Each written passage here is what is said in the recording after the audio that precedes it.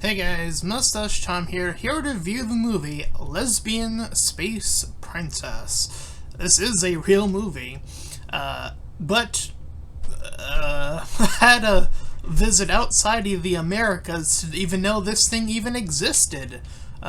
This came out in Australia, I think is what I saw on the Google thing when I was looking it up, or when I managed to come across it.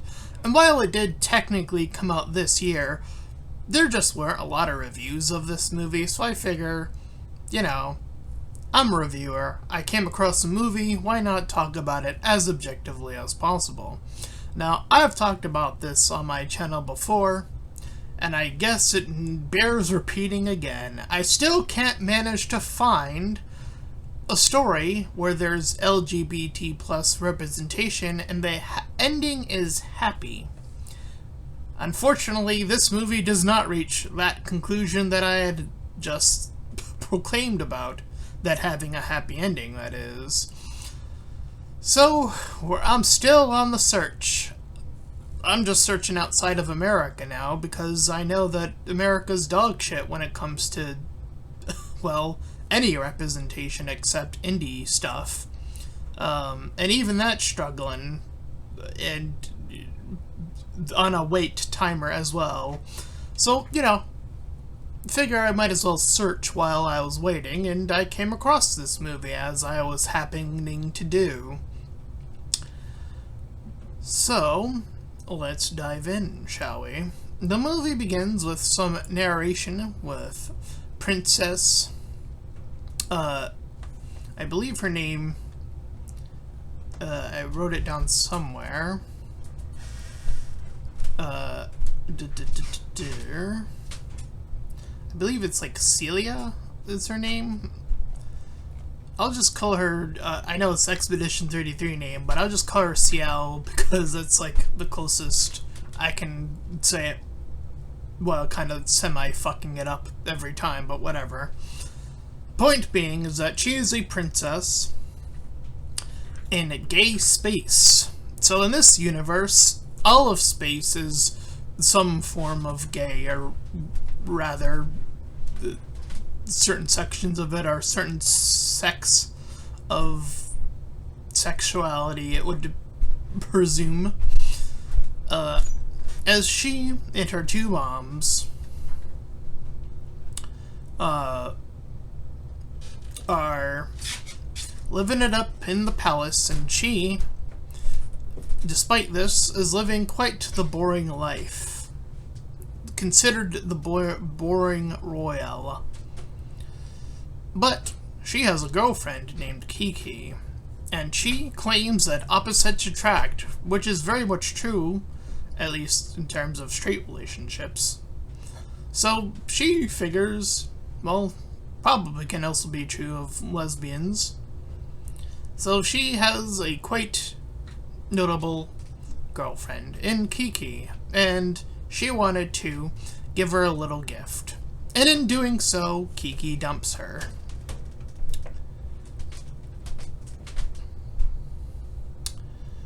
And proceeds to leave.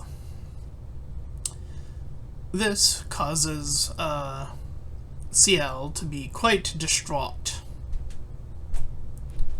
as they get prepared to do this summoning ritual.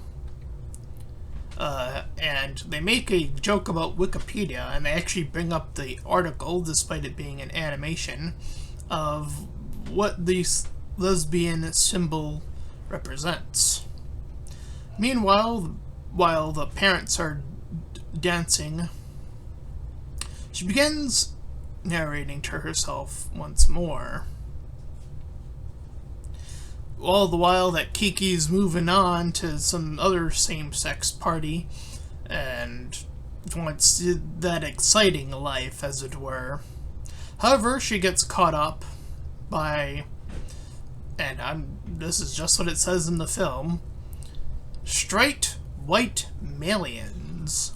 So obviously this is a mocking straight white males. So they are drawn as rectangles. As I think that proportion is quite deliberate, on top of them just, well, being obviously white.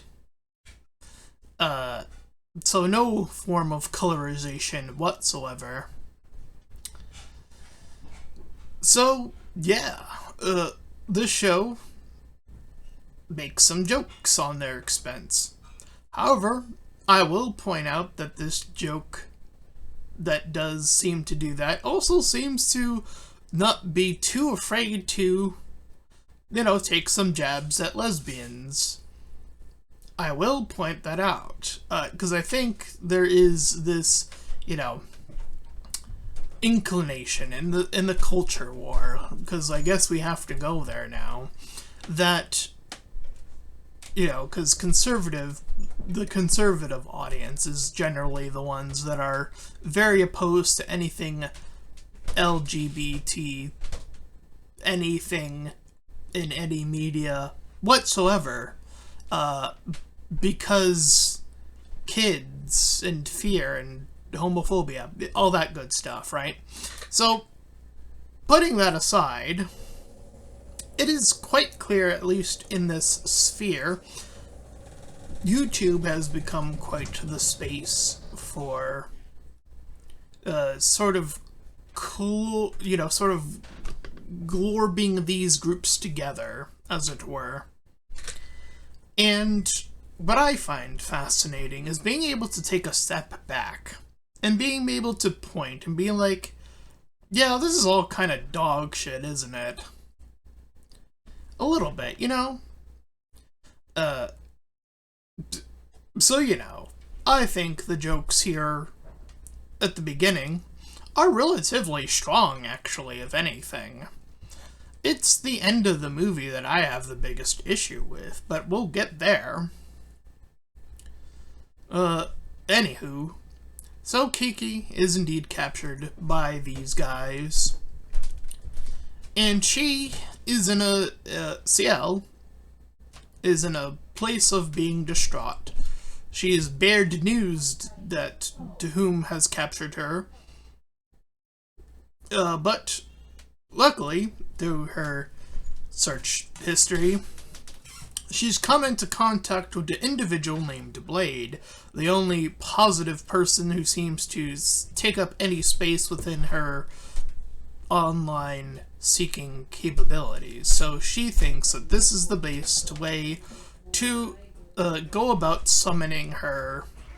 I don't remember what the thing is called in the movie, but we'll just say the McMuffin. It's a weapon, though, but it's a McMuffin. So that's what she needs to summon. I digress in saying that she goes to go toward the ships to leave. So, in doing so, she sees this pretty cool ship. She's awed and oogling it, but she is then spooked by an individual that props up and tumbles all the way to the opposing side, ending up in what is literally called the problematic ship. Only to discover that this ship has a voice and a persona of its own. This persona is a sexist. It has only had male drivers in the past, and makes the most obvious of women can't drive a joke. You see, because from what I hear, these people, at least from conservatives, they apparently don't have a comedic bone in their body to make fun of themselves, but they do.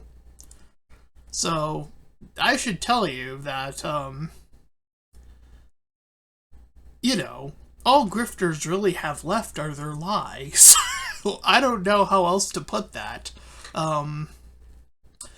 You see, humor has a really interesting way of weaving its way back into a certain portion of reality. Obviously, it does not speak to all of reality.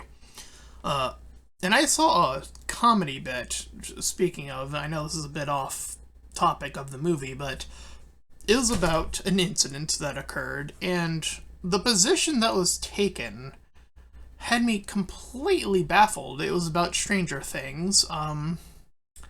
This guy was talking about AIDS and Stranger Things and trying to make that a comical bit. All in reference to the Will coming out scene, for those who don't know what I'm referring to. Keeping in mind that I'm pretty sure he, being in the closet, would have never likely had any interactions of the sexual variety whatsoever. So, not sure why that joke would even be, have any room for comical space, but here we are in 2026 where that still happens. People just make the craziest leaps in logic for comedy now, and it's just like, but why? That joke doesn't even make sense. It's just homophobic. What? What? Oh, okay. I guess we're all the way back here, back to step -1, right? So that's where we are, in reality, in 2026. Just to give the audience watching this a little snippet into the things I have seen on YouTube. But I digress. So she's now traveling the ship, and the ship approaches the safety bubble. But when he plays it straight, he's let straight out. Again, kind of making a joke on this whole gay space thing in general. Of like, you don't belong in this section, so please leave. So he's allowed to do so. Meanwhile, the white guys, are talking about how all ladies interact because sexism is a thing. And they say that women aren't allowed to get in a word edgewise. And boy, did I immediately just think of Andrew Wilson and all of his debates versus every single woman I have seen him go up against. It's like, man, that's literally like half of his persona outside of just asking for definitions because he can't offer any solutions because he's a grifter. So, that's the biggest call out you will hear in this review, but again, I've never had a problem calling out the biggest people on YouTube, or any platform really. You will note that I have once upon a time, on this very channel, I once called out people with my persona of Zeke Dartel. I once challenged the greatest of the greats of PewDiePie, so don't get it twisted in thinking that I wouldn't do something like this. Anyway, so now that we've called out our grifters for today, let us get back to it. So they go on to complain and bitch on all that good stuff about why they can't get the ladies. It's crazy.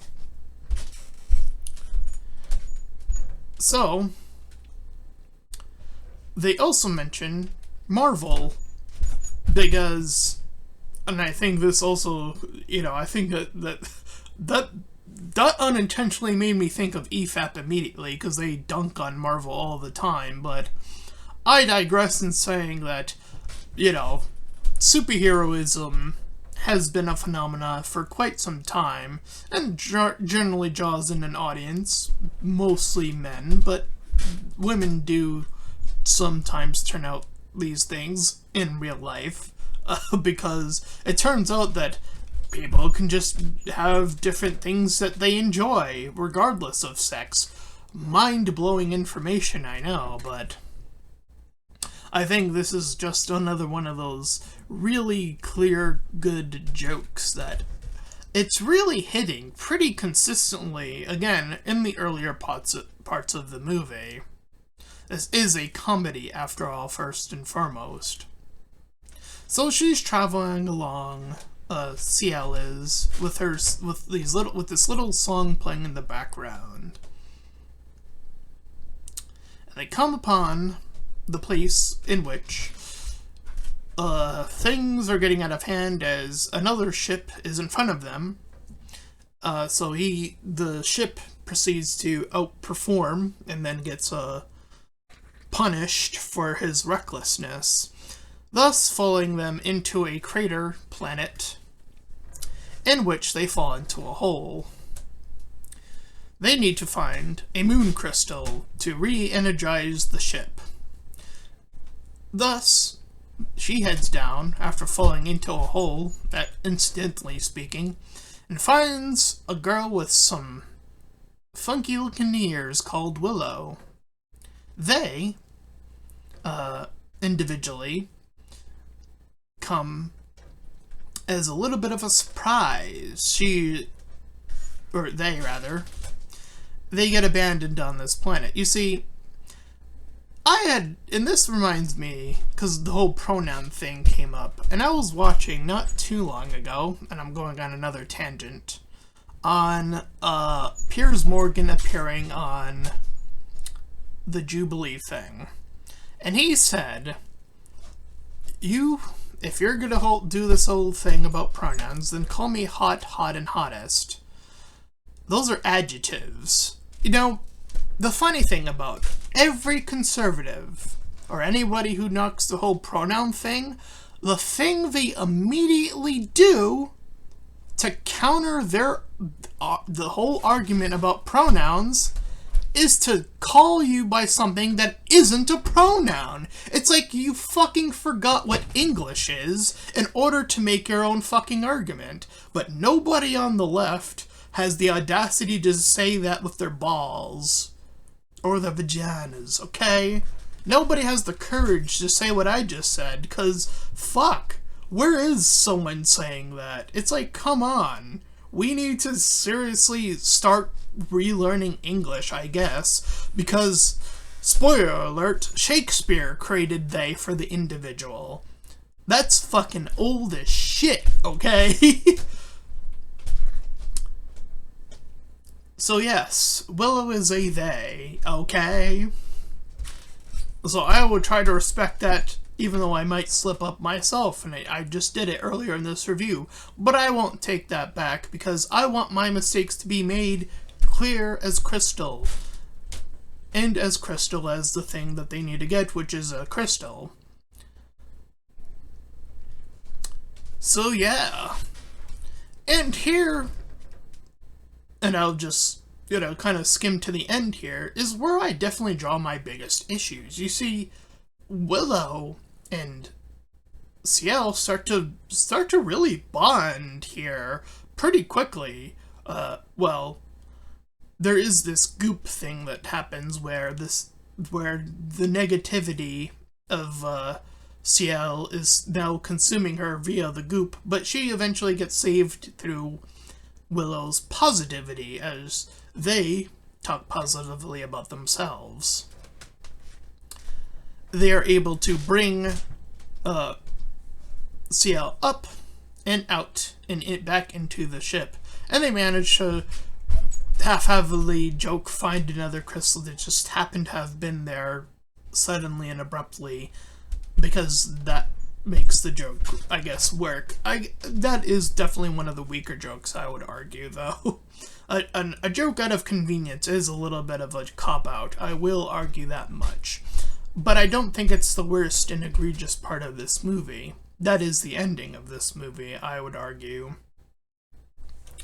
And what is to soonly come within this context. So while they're on the ship, Willow is trying to gauge anything positive that Ciel can say about herself. She goes on to say that her ability to do magic is the one thing that she's even remotely decent at. She's being, very haphazard in her answer. And thus, Willow says, well, perform a magic trick. So she does. Ciel does her whole magic bit, and Willow is flabbergasted by this intense performance of magical feat that she performs. And through this, they have some sort of connection now. And Willow, seeing as now she's been brought up to date on what her quest is, that being Ciel, she's trying to figure out what is it about Kiki that she found interesting. And the only answer she could have arrived at was she was hot. So it was just attraction. Just sexual attraction. That initial young thing that I think a lot of people get confused about. Attraction versus sexual attraction is something I think a lot of people get confused about. So this is like sexual attraction, obviously, but without any substance is the outcome that we are pretty much given here. It's literally just the baseline. Kiki is hot. That is all. There's no passion to who the person is from our main character. It becomes quite clear to me that there's already way more going on between Ciel and Willow. And yet, what happens later in the movie, and not too much far later, is absurd to me that would happen, but here we are. So yeah, they end up in a party, still trying to find Blade, because they're, Ciel's still trying to figure out how to summon her weapon thing. So they get to this party, and Ciel gets to meet with Blade. She goes to Blade and seeks this guidance, and through this guidance is told to look within herself, that these problems are internal, as it were. And she starts to see her inner parts of being alone, being pushed by her two moms to be in a certain way. So parents still be parents at the end of the day, straight or gay. They can still be overburdening. Who could have ever foreseen this, right? So they make a joke about that. And thus, she's able to secure herself through these trials, thus forming a key that forms into the key that unlocks this weapon, which is an axe. She's then able to pull the axe out of her magical vagina space, and no, you did not mistakenly hear me say that.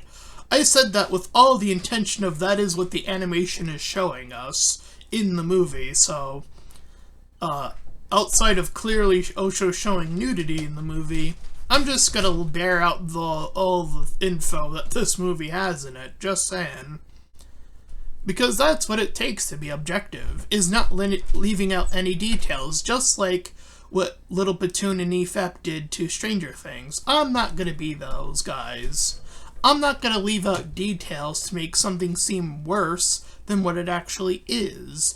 That's not good review etiquette, in my opinion. That's some grifter bullshit, if you ask me. And now EFAP has dropped to that tier for me. They are just grifters at this point when it came to Stranger Things. And they continue will to grift very much past this video point. Even me debunking their entire review portion of the first section, because they need to grift on it some more. They needed to grift on the next part of it on season 5, breaking that down individually, and they couldn't do it in one episode because grift. Because they needed an excuse, so they kept, interestingly enough, when they had any good critique, which was probably one, probably two if I'm being really generous, their best critiques, I kid you not, were visual mistakes. Visual mistakes. They claim to be the ones that are all about the writing. And their best attempts are like, oh, the military surrounded in a circular fashion, which does look a little ridiculous in a visual sense, in a practical sense, in that sense too. So that was a good critique. Good on you. That's like the only good thing that they mentioned in their entire thing, because everything else that they complained about, they were either too vague, and they mentioned like Hopper being this abusive guy without substantiating that claim, just like the first time they did that. And pretty much having issues with the characters they have had issues with, like Nancy, without substantiating why. They just hate Nancy, by saying everybody else loves Nancy, even though I don't think that's even necessarily true, but even assuming that that was true, who the fuck cares? Find an actual issue with the character, or just say that you hate the character just to hate the character, which is what EFEP did. But just lied and said, but she's a soul-sucking vampire. Like, what the fuck? What even the fuck does that mean? Anyway, like, back to movie. So, yeah, here we are. So she has her ex now, and Blade takes it from her, subsequently. They then fight over said Blade, and eventually Ciel wins the day in killing, or decapitating, Blade, via that. So, you know, out of self-defense, because she was attacking first at any rate. But, she passes out and is brought up by Willow. This is where Willow admits to having a crush on... Oh, I actually did write her name down. Sierra. That's what I wrote it as, but I'll keep saying Ciel anyway. Just because it's a little easier for me to say. But it is here where they find each other in this moment, and they kiss and they get busy. Only for after that, when the lonely white antagonistic alien guys make contact about finding Kiki, with them being on the phone with each other. This is where our hero, or heroine in this instance, makes a whole blunder of mistakes back to back, saying how she sees Willow as a nobody to Kiki, and then saying that she is somebody to her, to Kiki back, but then to try to comfort Willow, but then to backtrack on what she just said. It's a whole mess. And to make matters worse, she eventually breaks up with Willow, and it's like, what the fuck? What is this movie doing now? So we have a protagonist who has now made a mistake, and you would think that an arc would entail fixing that mistake at some point. The answer is no, because we aren't allowed still to have happy endings, you see, apparently. Because, as I already mentioned, the biggest flaw is the end of this movie. So she's still enthralled with Kiki at this point, despite everything thus far that has led her here. So she gets to Kiki, but not too quickly. She has to get past the penis ship, and within the penis ship, a smaller penis. And no, again, I'm not joking, that's what's in the movie, and yes, the bigger ship comes on the ship, and I am saying come as in, you know, the orgasm come, on the ship, thus leaving them to Blanc on this planet. So yeah, she gets to the inside with axe in hand and saves Kiki with 1 second left on the clock. Kiki, after all of this, says, "Thanks for saving me. Relationship still on friend zone, if even that." I'm not joking, this is where the end of the movie is, so this is where all of my issues come in. So now, we have our character, Ciel, confronted by what Kiki really thinks. It's distraughting. And she leaves. She fucks off. She's left, and Ciel's left there alone in the cave. She deals with the white guys by saying, "Hey, we need to love ourselves first, and then we can begin to love each other." But of course, them being the white guys, and we needing a final joke about them, they mansplain. I remember that term being a thing way back when. They mansplain the same thing that she just said, and that brings them then only to the correct conclusion that that is the correct answer. And that makes them bisexual as they start romancing on each other. And so she leaves to the ship, where Kiki is stranded there because the ship refuses to open up to her. So Ciel just fucks her. Oh, she fucks her off right then and there. She says, "Nope. You abandoned me. I'm gonna do the same to you," and just deserts.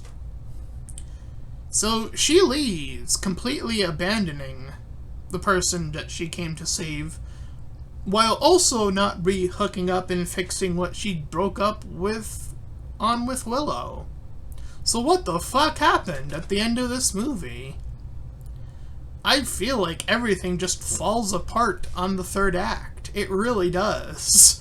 Like, you had so many strong jokes earlier on in the movie, and you were building up quite a strong character arc that once in finding Willow, she was able to, Ciel was able to find this strong connection through herself, through Willow in a way. And then, despite that, Willow gets nothing except abandonment. And so does Kiki, which, that one at least makes sense, but Willow? Why Willow? Why does Willow get abandoned here at the end? That doesn't feel like a happy ending at all. It seems like there should have been some sort of finale bit where she goes, Ciel goes to pick up Willow or something. To be like, "Hey, I fucked up." Something. Rekindle that shit, man. Like, something to, like, show that her character arc wasn't just, well, fuck it. You know? That arc, as it stands, seems completely broken. And I get that she narrates that she was meant to find and fix herself first, and by golly, gee, she sure did that. But then, again, that would therefore then conclude that she would be able to move on to someone else, aka Willow in that case. But that's the part that literally doesn't happen in the movie. Do you see the problem here? It's like, you came to the setup, and then you didn't even have a payoff that was anything meaningful. You had the circumstance to tell you the lesson of the movie, but then you didn't have the payoff to that lesson. Except having her fuck off. It's like, that doesn't seem like a good ending at all. And it's like, wow, it kind of makes the main character sort of an asshole. It's like, wow, gee golly. She went from being this sort of individual that, she was self-pitying and self-wallowing, to just being an asshole. She just became almost as bad as Kiki was. throughout most of the movie. It's like, why would you have her follow that path? She clearly did that through Willow. That was the clear, like, thing of that. And yet there was no apology there. It's like, you're not even gonna try. You're just gonna end the movie there. Okay, well, here we are.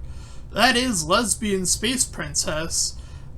And again, like, the earlier parts of the movie have a lot of good comical bits. I can't deny that, but I do get this inclination that bad endings, oh boy, do they just leave that lingering sensation that just like, it makes the rest of the journey seem almost a lot more mute in comparison, you know? You gotta stick the landing, as it were. And that's definitely what this movie misses. So I'm still on that journey to find that happy same-sex movie. I heard that there's a rivalry movie with these two gay guys. I'm pretty sure it's not gonna end happy. It's a drama. It's a drama series. So I know that can't end happily, right? There's no way. It's a drama. That wouldn't make sense with the genre that it's understood as. But as for this movie, it's like a 6 out of 10, I would say. Maybe a 5 for that ending alone.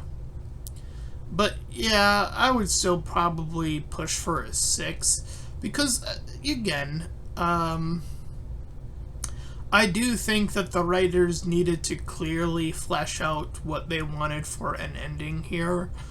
And through having Willow, because I think that and again, I did again, but they are so integral to this plot. And to have them be thrown away, discarded, to like, why? Like, because they were bisexual? Is that the reason why? Can bisexual people not be happy in the Lesbian movie? Was that the reason that they were not allowed to be happy? It just feels wrong, you know? As I was saying, and I will continue to make this point, because I have said it in other reviews at this point, I want to make that movie where the gay couple can have a happy ending. I want to make that thing.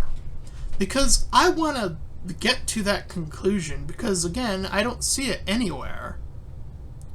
And it's a shame that you could have something that is so comically strong for such a large portion of the movie, and then completely fumble your ending in every conceivable way. But yeah, that is Lesbian Space Princess, so I digress in saying I'm still on that search.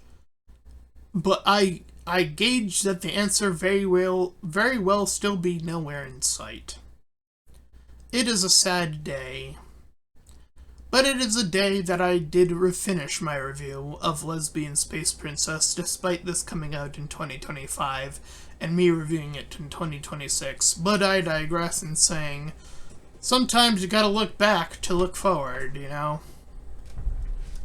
So I will look at that other series, and I will be watching whatever happens on that. But if you ended up enjoying this review, and maybe you might have learned something along the way, then please feel free to like, comment, and subscribe. Also make sure to check out those links in the description. One will head you over to my petition to help out small YouTubers, second to my PayPal where you can help support me and my channel directly, and third to my Discord server. You can join, collab, shields, all that cool stuff for free. And until next time everyone, bye bye!